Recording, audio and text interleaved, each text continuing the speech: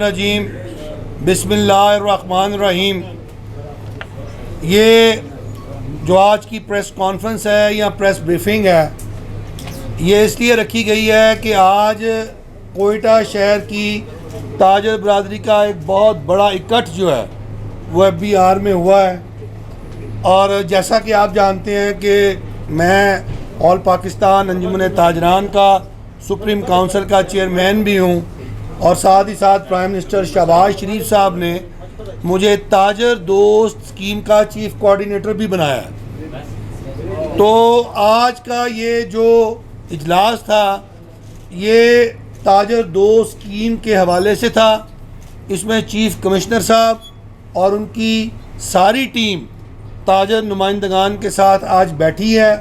بہت لمبا سیشن ہوا ہے۔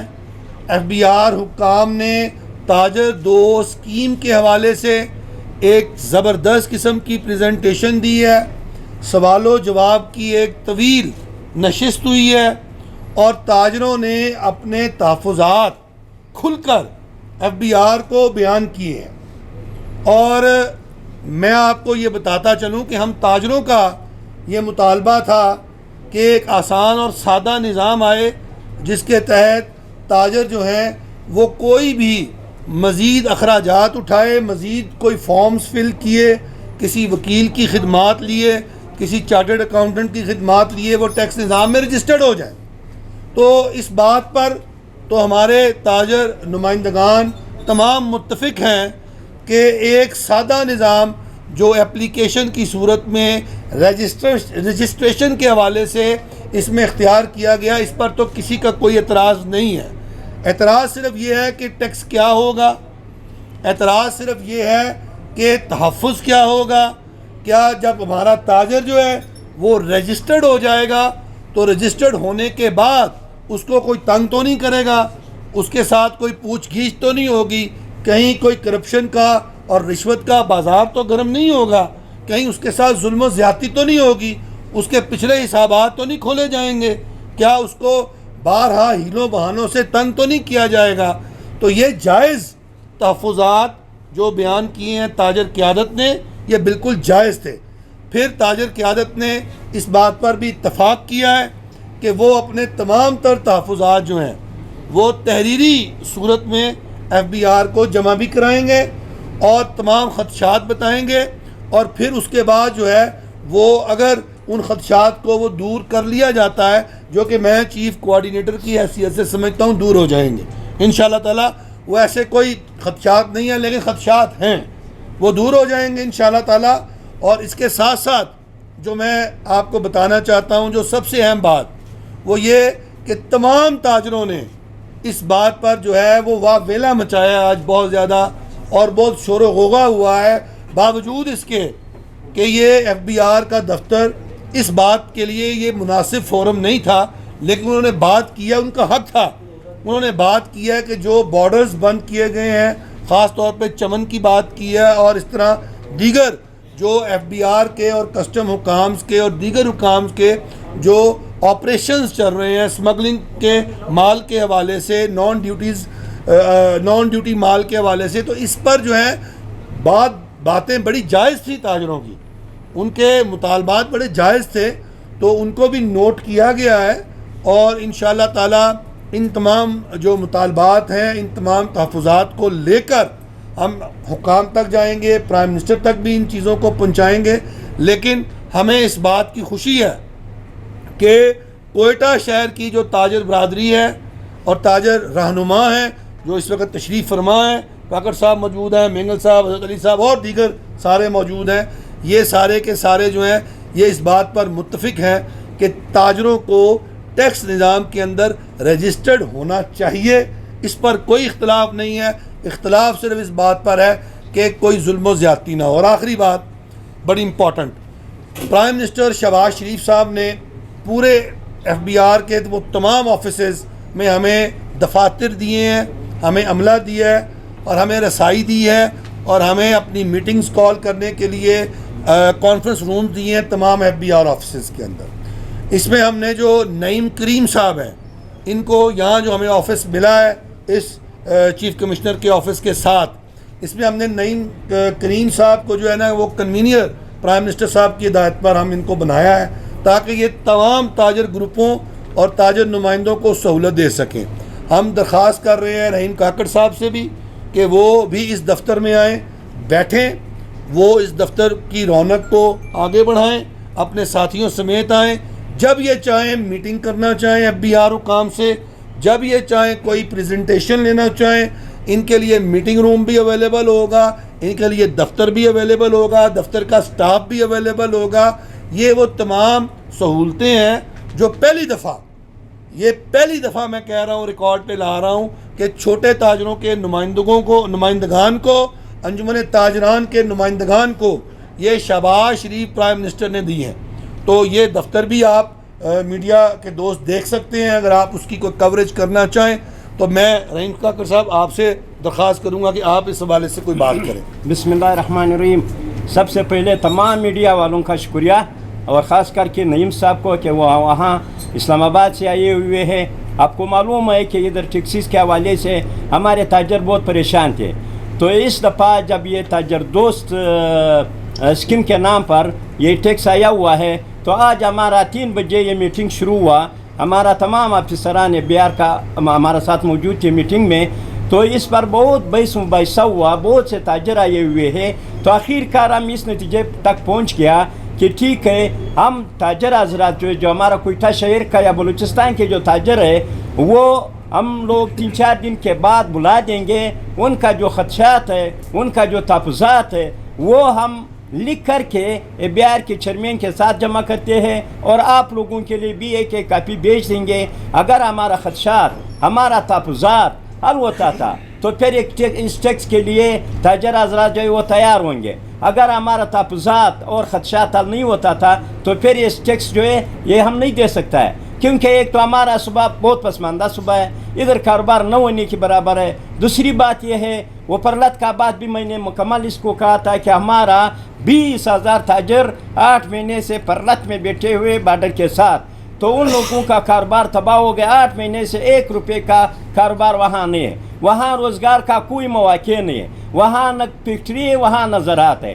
وہ بارڈر کے ساتھ ٹوٹا پھوٹا کاروبار کرتے ہیں, لیکن وہ پاسپورٹ کی وجہ سے بند ہوا ہے. چمون والا ہمارا جو تاجر ہے, ہمارا جو صادق خان اصغر ہمارا مرکزی انجمن تاجران چمون کا صدر ہے, وہ بھی اس پرلت میں پہلے دن سے شروعی دن سے بیٹھے ہوئے ہیں. ابھی ان لوگوں نے کوزہ کا راستہ بھی بند کر دیا ہے, جو ہمارا ہزاروں کے حساب سے گاڑیاں مختلف پٹولوں پر کھڑے ہیں. کراچی سے لے کر چمون تک مختلف راستوں پر وہ کھڑے ہیں, اور وہ جو ہے وہ 20-20 ہزار روپے ایک دن کا داڑھی ہمارے تاجروں سے لے رہا ہے. تو یہ جو ہے جب بارڈر بند ہو جائے تو ہمارا کاروبار تباہ ہو جائیں گے. 8 مہینے سے ہمارا کاروبار نہ ہونے کے برابر ہے. تو اس صورت میں ہم ٹیکس کیسے ادا کریں؟ ہم لوگوں نے اپنا خدشات کا مظاہرہ کر دیا, ان لوگوں کے سامنے رکھ دیا, اور نعیم میر سے ہمارا لوگوں کا یہ ریکویسٹ تھا کہ آپ تو روزانہ کی بنیاد پر وزیر اعظم کے ساتھ ملتے ہیں, تو سب سے پہلے یہ ہمارا جو پرلت کا مسئلہ ہے, جو ہمارا پاسپورٹ کا مسئلہ ہے, پاسپورٹ کو پوری طور پر ختم کیا جائے. وہی پرانا جو ہمارا حساب کتاب ہے بارڈر پر, وہ پرانا جو سسٹم تھا وہ بحال کرے, کہ یہاں سے بھی لوگ جائے وہاں کاروبار کرے, اور وہاں سے بھی چمون تک جب لوگ آتا ہے وہ اپنا کاروبار, ہمارا جو پرانا سلسلہ ہے وہ جاری رکھے اس وقت تک جب ہم لوگ فیصلہ کریں. تو نعیم صاحب کہہ رہا تھا کہ میں وزیر اعظم صاحب کے پاس جاؤں گا, ان کے ساتھ ملوں گا, ہو سکتا ہے آپ لوگوں کو بھی بلا دیں وہاں, اور وہاں یہ پاسپورٹ کا مسئلہ جو ہے بارڈر پر ان کو حل کروا دیں گے. تو ہمارا تو یہ مطالبات تھا, ہم نے سارا مطالبات جو ہمارا خدشات تھا بارڈروں کی وجہ سے, یا شہر میں جو ایپسی اور کسٹم والوں کا چاپے, ان سے بھی میں نے آگاہ کر دیا کہ ہمارا کمرشل ایریے پر کسٹم اور کسٹم انٹیلیجنس اور ایپسی یہاں چاپے مارتا ہے, اور یہاں ہمارا مال لے جاتا ہے, اس کا کوئی حساب کتاب پھر نہیں ہے. جب ہمارا دکاندار اس کے پاس جاتا ہے کہ ہمارا کاٹن کدھر ہے, وہ بولتا تھا ایپسی والوں نے اٹھایا, ایپسی والا کہہ رہا ہے کہ اس نے اٹھایا.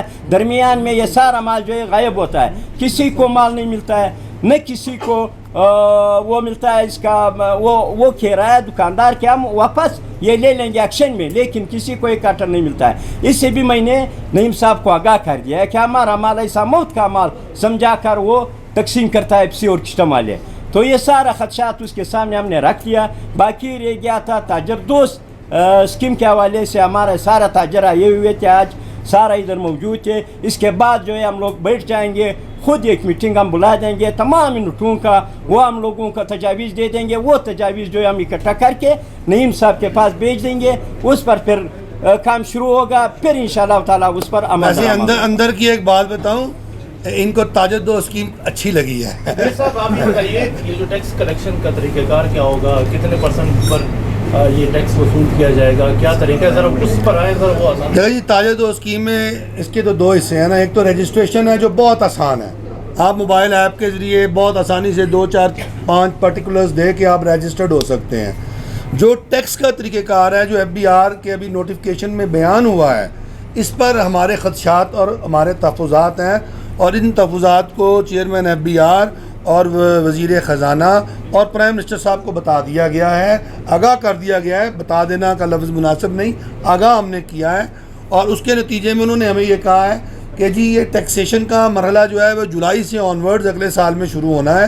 تو آپ بے فکر رہیں, آپ رجسٹریشن کروائیں.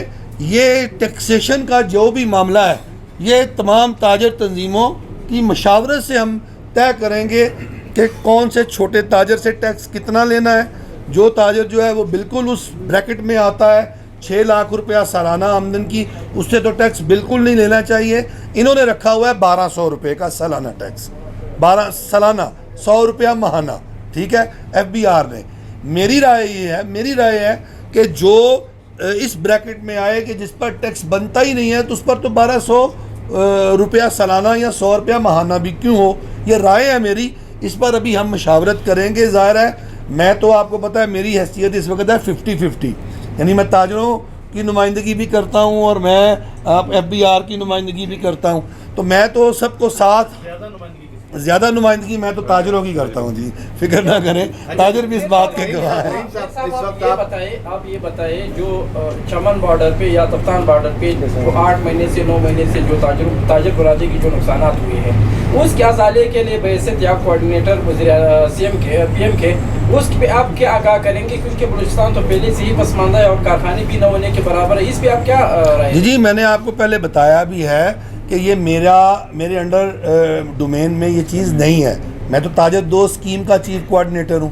یہ ایک ایکسٹرا جو کام ہے یہ میرے سپرد کیا گیا ہے, اور تاجران نے اس کو ٹیکسیشن کے ساتھ لنک کیا ہے کہ دیکھیں ہمارے کاروبار جو ہیں وہ اس وقت اس وجہ سے چمن بارڈر اور اس وجہ سے ہمارے کاروبار اتنے متاثر ہیں کہ ہم تو خود پریشان ہیں.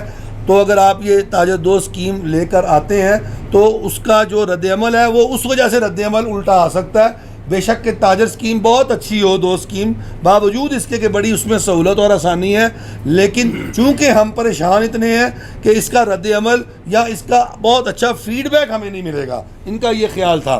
تو آپ مہربانی کر کے اس مدعے کو, اس مقدمے کو بھی آپ اٹھائیں.